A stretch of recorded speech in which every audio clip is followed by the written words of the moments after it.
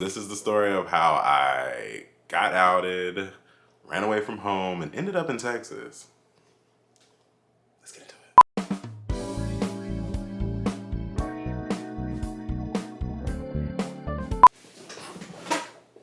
Adjusting. Woo, woo, woo, woo, adjusting.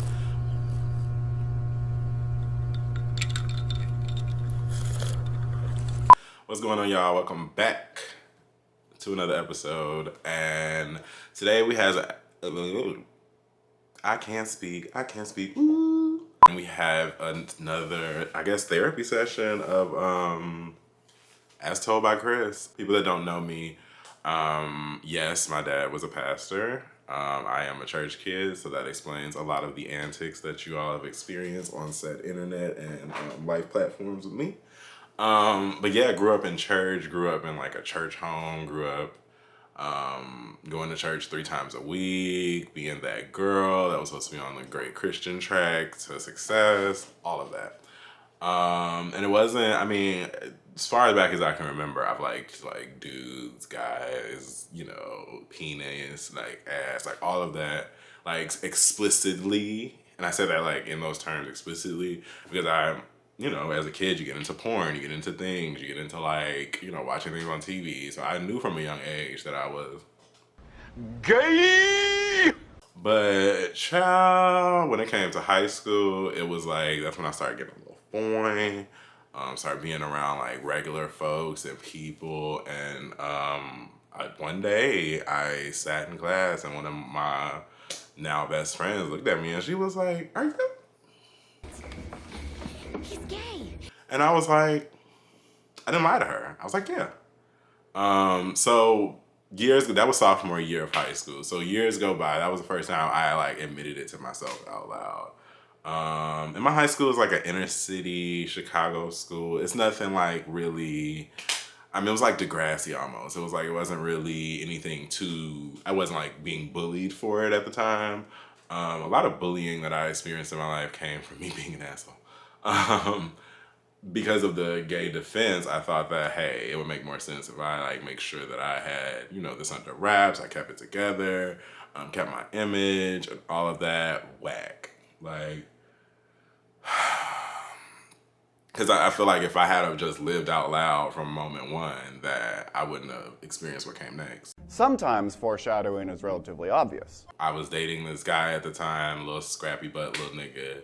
And it was one of those like we're dating but we're in high school, so you only see each other at school, but most of it's through text, phone calls, MySpace.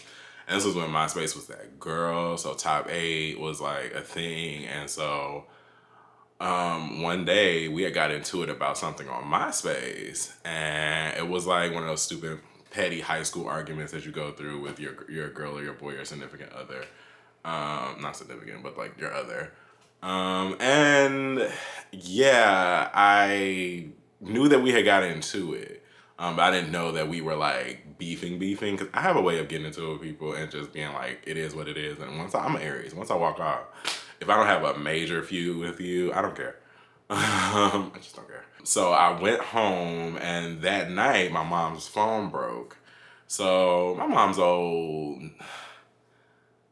a battle axe of a Christian woman or whatever. So anything that happens, she moving along. It is what it is, except this instance.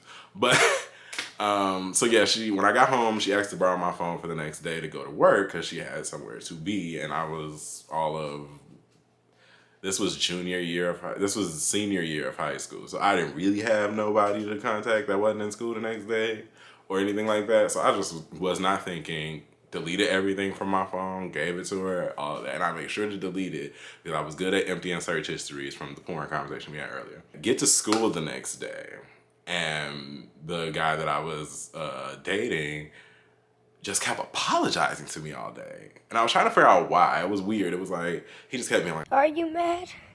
Because if you are, I'm sorry. Where's your phone? Can I use your phone? He just kept asking me to use my phone. So I'm thinking that there's something on my phone that I have not seen that he had or is trying to get, erased or whatever. Maybe he cussed me out or whatever. I just assumed he cussed me out and then cussed him out and then left. But like once I was thinking about it over the day, it was like, maybe there's something serious there. So I go to him at lunch and he's just like, I was trying to get your attention last night and I did a whole bunch of stuff. So he never told me what it was. He just was like, when you get home, you need to get your phone from your mom and like figure out like what you can salvage. And so I was kind of into cryptic stuff at the time. So I just thought it was like nothing really serious, but like this is some type of thing. I got home. I've only seen my mom get home from work early twice. Once was on 9/11 and once was on the day I had to come out. So I remember coming into the living room and just kind of being like, what is the tea? What's going on? What happened? And she shows me the phone and instantly I just see image of him.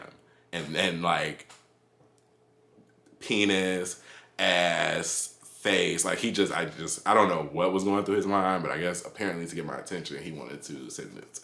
So my mom is looking at me like, you got some splaining to do. And I basically broke down and was like, coming out.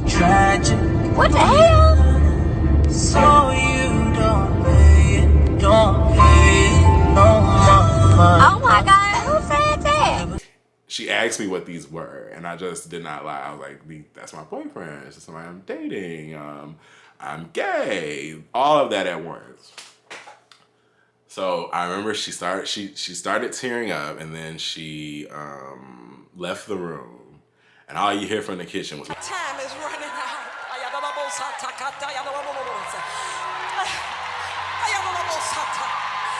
my mom was good for fake talking in tongues when she was stressed out. And so she went inside the living room and I came in the living room with her, and her words to me were, and this is something we worked out in therapy, but her words to me were, I'd rather you have been dead than to be gay.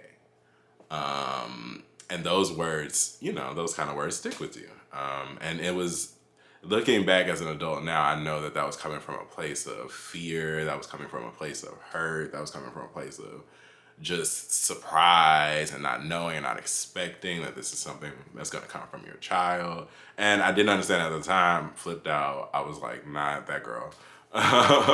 But now being an adult, we've talked through it. I've gotten the apology and all of that. So yeah, so those are the words. That's what happened. And I don't know what came over me. And I rarely had these thoughts, but I just was like, it's it. That's it. I bust the bubble. I've exposed myself. I'm done. That's it.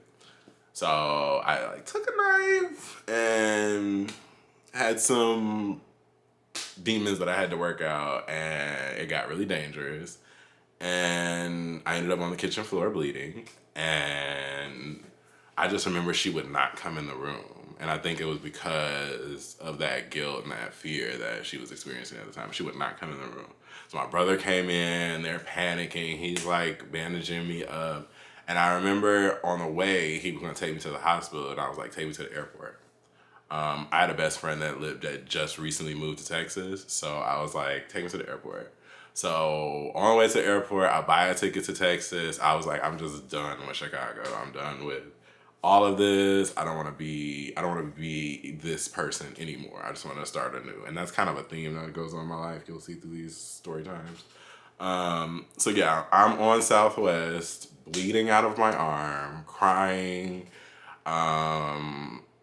And I remember there was this nice white man that I thought he was gonna kidnap me or try to touch me, because white man. I ain't got no problem with white folks, you understand me? Because, it's the sneaky white people I don't like. But I was trying to just cover everything up, and he started asking the girl for a towel and napkins, and he just kept sliding it to me because I didn't want to show the flight attendant because I thought I would get kicked off the plane or something like that.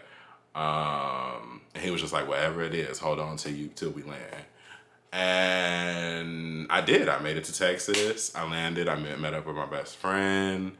And the story just gets crazier from there. But yeah, that's my coming out story or outing story. The same day, I guess, the same day after I told my dad, and my dad was kind of cool, not cool. He didn't know how to react, but he didn't react like that. And again, he was the pastor, the preacher of the faith. But I think it was just, as we talk more, you'll get to know. Like my mom, she's grown through so much, and she's grown so much. Like she'll call me now and say T, and and those little things like that don't really matter. It doesn't define, coming to terms, forgiveness, allyship, or anything like that. But just to think that your mom 10 years ago couldn't accept you in the house, and now we're best friends.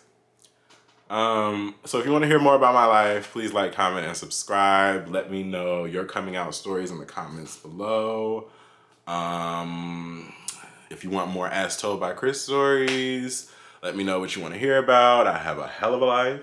So with that,